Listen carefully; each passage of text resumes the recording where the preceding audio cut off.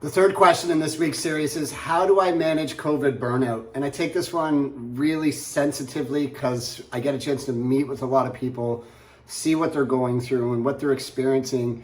And now that we have reopened our industry, everyone's excited. It's like, hey, we're back to normal, but we're not. We've just gone through 2 years of traumatic experiences of open and closures, not sure if our jobs were secure or not sure if we would reopen or how we would reopen under safety restrictions. And now all of a sudden we are, and people are working in your restaurants. But one of the challenges is for everybody in our industry, Technomic has just reported that 17% of hospitality jobs across North America are currently vacant. Can you imagine any industry where 20% of the jobs approximately are open? 2 out of 10 people are missing on the floor, in the kitchen, on the management team. So we have people that are working, and they're working in extreme conditions, and without coaching or discussion or conversation, they're burning out. And I don't think any of us should be shocked by this. And I'm sure if you're watching this, you could be close to burning out. And I have burned out during the pandemic completely. About 1 year in, had to really reset myself. I had to invest in my routine. I had to invest in my therapy. I had to reinvest in my self-care, make some significant changes because it was so hard every day. I just got to a point where it was hard to do the work. It was hard to be excited. It was hard to see through what was ahead. And if you can relate to that, we can break down some opportunities of what we can focus on. So the one thing that I want you to pay attention to if you are close to burnout is, how are you protecting your time on a daily, weekly, or monthly basis? And what I mean by that is, do you have any time in your day carved out for you? I've had multiple therapists ask me, Matt, what time in your day is blocked exclusively for you? I have young children, I've got a dog, I've got employees, I've got businesses that are scaling, I've got clients. And multiple therapists have said, what do you do for you?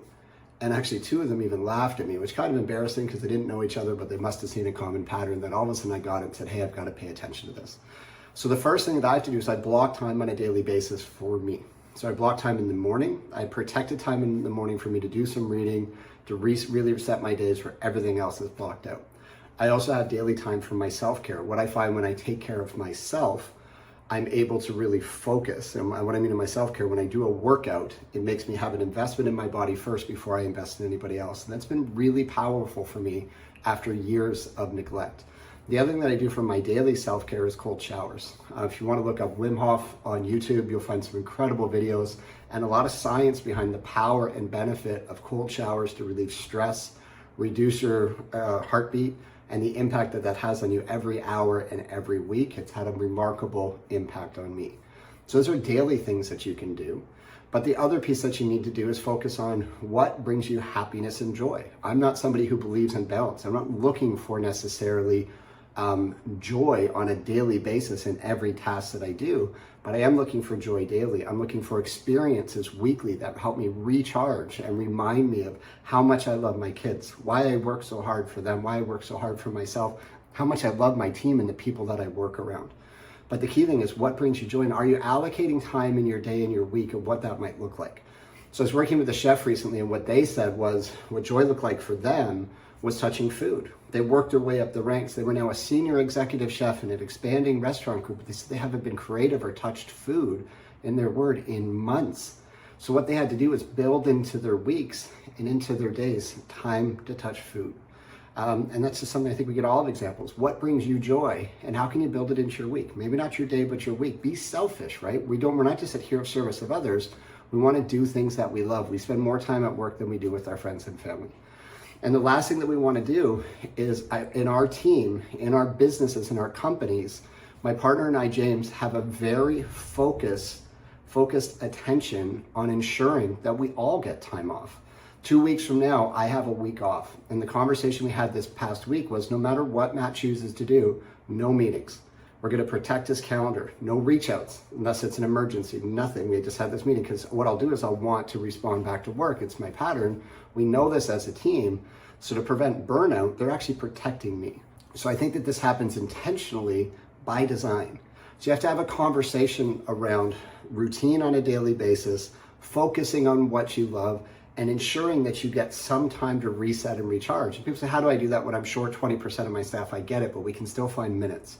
We can find coffees, we can have time for phone calls, we can have time for one-on-ones.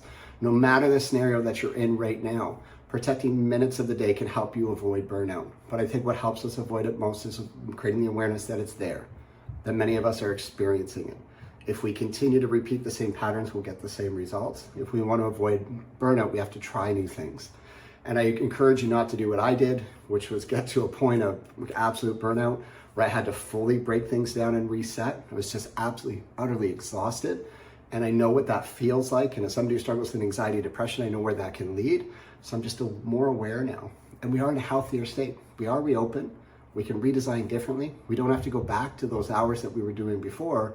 Again, I don't believe in balance, but I do believe in routine. Find your routine, put it in place for a month. Do not change it. Measure the results, tweak, and continue to fight for yourself. Fight so you can be the best version of yourself to show up for your team, your friends, and your family.